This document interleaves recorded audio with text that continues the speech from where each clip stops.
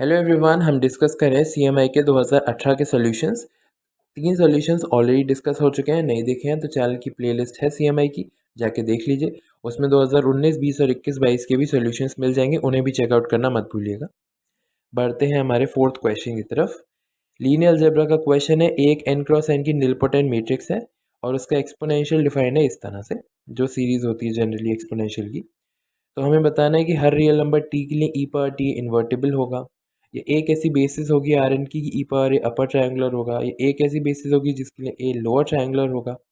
ये ऐसी invertible matrices b और p एग्जिस्ट करेंगी ओवर आर कि b अगर p e power a p inverse है और ट्रेस ऑफ b जीरो होगा। तो क्या होगा, ये पॉसिबल होगा, देखते हैं। तो a निलपोटेंट मैट्रिक्स है, तो यानी कि एक ऐसा नेचुरल नंबर जरूर होगा कि a पावर m जीरो हो जाएगा, निलपोटेंट मैट्रिक्स की कंडीशन। तो जो एक्सपोनेंशियल होगा उस मैट्रिक्स का वो सिर्फ a पावर m-1 तक जाएगा, क्योंकि आगे की सब पावर जीरो हो जाएंगी, a पावर m जीरो है। ठीक है, तो एक्सपोनेंशियल इस तरह से डिफाइन होगा।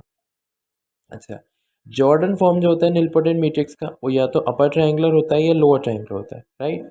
तो एक्सपोनेंशियल जब हम कैलकुलेट करेंगे तो उसमें भी जो सारी डायगोनल मैट्रिक्स होंगी वो सिर्फ वन ही होंगी आइडेंटिटी की वजह से। बाकी सारी एंट्रीज जो ए स्क्वायर से आएंगी वो या तो अपर ट्रायंगुलर में आएंगी या लोअर ट्रायंगुलर में, यानी डायगोनल के ऊपर आएंगी या नीचे आएंगी, कोई एक ही फॉर्म बनेगी। तो ई पावर टी मैट्रिक्स जो होगी किसी भी रियल नंबर टी के लिए, वो भी यही इसी टाइप की होगी, जहाँ डायगोनल एलिमेंट सिर्फ वन ही होंगी और मैट्रिक्स अपर या लोअर दोनों में से कोई भी एक ट्रायंगुलर बनेगी और डिटर्मिनेंट हो जाएगा उसका भी one because of identity matrix. तो ई पावर टी इन्वर्टेबल हो जाएगा, कोई भी मैं रियल नंबर टी ले लूँ उसके लिए। तो फर्स्ट ऑप्शन तो करेक्ट हो गया। सेकंड के लिए हम देख सकते हैं, कोई भी मैट्रिक्स अपनी जेसी फॉर्म के सिमिलर होती है, और जैसे हमने बताया जेसी मैट्रिक्स के लिए एक बेसिस एग्जिस्ट करती है जिसके वो मैट्रिक्स सिमिलर होती है। और निलपोटेंट की जेसी फॉर्म या तो अपर होगी या लोअर ट्रायंगुलर, डेफिनेटली। तो जॉर्डन फॉर्म जो होगी निलपोटेंट की ए के लिए, ई पावर ए भी वही होगी, अपर ट्रायंगुलर या lower triangular depending on the Jordan form. तो ऐसी बेसिस एग्जिस्ट कर जाएंगी कि जिसके लिए ई पावर ए अपर ट्रायंगुलर भी हो जाए और लोअर ट्रायंगुलर भी हो जाए, तो इसलिए बी और डी दोनों ही ऑप्शंस करेक्ट हो जाएंगे। ठीक है, थर्ड ऑप्शन देखते हैं। यहाँ पे हम सपोज करते हैं ऐसी invertible matrices B P exist करती हैं कि B is equal to P E power A P inverse. ठीक है, तो अगर मैं ट्रेस निकालूँ ई पावर ए का, तो वो क्या हो जाएगा, ट्रेस ऑफ दिस, क्योंकि ए निलपोटेंट है तो वो ए पावर m-1 तक जाएगा। ट्रेस ऑफ ए प्लस भी होता है, ट्रेस ए प्लस ट्रेस बी, ट्रेस सब पे डिवाइड हो जाएगा। अब निलपोटेंट है ये सारी, इन सब का ट्रेस जीरो हो जाएगा, बचेगा सिर्फ ट्रेस ऑफ आइडेंटिटी मैट्रिक्स, वो हो जाएगा n। ठीक है, वही चीज़ यहाँ करेंगे, ट्रेस ऑफ बी निकालेंगे, वो हो जाएगा trace of P E power A P inverse.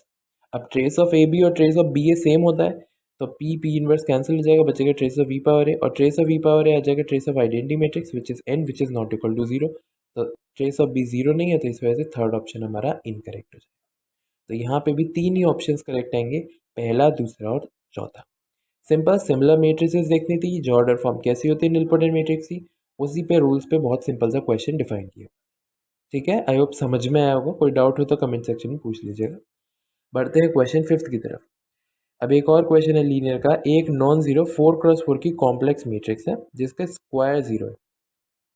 तो लार्जेस्ट पॉसिबल रैंक क्या हो सकती है ए की, वो हमें बताना। ठीक है, ए स्क्वायर जीरो मतलब निलपोटेंट मैट्रिक्स है, इतना तो बात क्लियर है। कैरेक्टरिस्टिक पॉलिनोमियल एक्स पावर 4 होगी और मिनिमल हो जाएगी एक्स स्क्वायर। क्यों होगी, क्योंकि ए स्क्वायर जीरो बनता है और वो नॉन जीरो मैट्रिक्स है, तो मिनिमल एक्स स्क्वायर ही बनेगी। मिनिमल एक्स स्क्वायर है तो एक 2x2 का ब्लॉक हो जाएगा जॉर्डन फॉर्म, एक 2x2 का तो ज़रूर होगा। एक 2x2 का होगा, मैट्रिक्स 4x4 की है, तो बचे हुए ब्लॉक्स या तो दो हो सकते हैं या एक ही ब्लॉक हो सकता है, और यानी एक 2x2 का और हो जाए, या तो फिर दो 1x1 के ब्लॉक्स होंगे।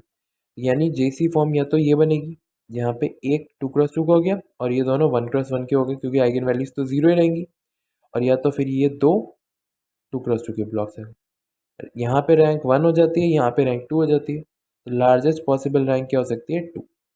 इसी टाइप का क्वेश्चन एनबीएचएम में भी आया हुआ था, उसमें पूछा हुआ था कि क्या क्या पॉसिबिलिटीज़ हैं, तो हम वहाँ लिखा था हमने कि 1 और 2 पॉसिबिलिटीज़ हैं।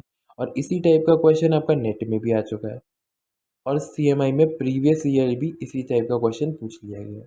ठीक है, तो ये क्वेश्चंस रिपीट होते रहते हैं, क्वेश्चंस को टैकल करने का वे आना चाहिए हमें कि जनरली हम कैसे देखते हैं। ठीक है, हम हर एक निलपोटेंट मैट्रिक्स नहीं ले सकते, मगर जेसी फॉर्म जरूर ले सकते हैं। तो जेसी फॉर्म हमारा मोस्टली क्वेश्चन का आंसर कर देता है कि जनरल में हमें बताता है क्योंकि हर मैट्रिक्स अपनी जेसी फॉर्म के सिमिलर होगी, तो इन्हीं दो में से कोई भी निलपोटेंट मैट्रिक्स की फॉर्म बनेगी और वहाँ से हमारी रैंक आ जाती है। आई होप समझ में आया होगा, इसीलिए इसका आंसर हो जाएगा 2। बढ़ते हैं क्वेश्चन नंबर 6 की तरफ। एक F C to C holomorphic function है, करेक्ट स्टेटमेंट बताना है कौन से होंगे। F of Z bar holomorphic होगा, एफ आर अगर आर का सबसेट है तो एफ आर ओपन होगा आर में, या मैप जेड से ई पावर एफ जेड तक होलोमॉर्फिक होगा, या अगर एफ सी आर का सबसेट है तो एफ ए क्लोज्ड होगा सी में for every closed subset A of सी। कौन सा ट्रू होगा कौन सा फॉल्स वो देखो। तो पहले फंक्शन के लिए हमने ले लिया एफ को जेड, आइडेंटिटी फंक्शन, तो एफ ऑफ जेड बार हो गया, मगर जेड बार तो होलोमॉर्फिक होता ही नहीं है, गलत पहला ऑप्शन।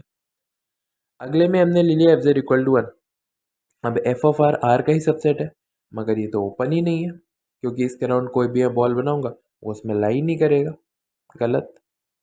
आर में ओपन नहीं है, इंटरवल लूंगा अगर मैं। अच्छा, तीसरा ऑप्शन करेक्ट है क्योंकि एफ होलोमॉर्फिक है तो ई पावर एफ हमेशा होलोमॉर्फिक होगा, दिस इज द रिजल्ट। कोई भी मैं होलोमॉर्फिक फंक्शन अगर एनालिटिक फंक्शन या होलोमॉर्फिक फंक्शन एफ ले लूँ उसके लिए ई पावर एफ हमेशा होलोमॉर्फिक रहेगा।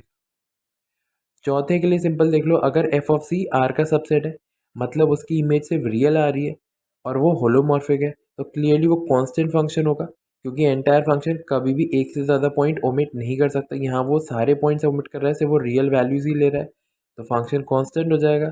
तो एफ ए जो हो जाएगा वो सी में क्लोज हो जाएगा, कोई भी मैं क्लोज सबसे ले लूँ क्योंकि उसमें सिर्फ एक ही वैल्यू आएगी एफ ए में, कॉन्स्टेंट वैल्यू वो। तो इसी वजह से लास्ट ऑप्शन भी करेक्ट ऑप्शन हो गया।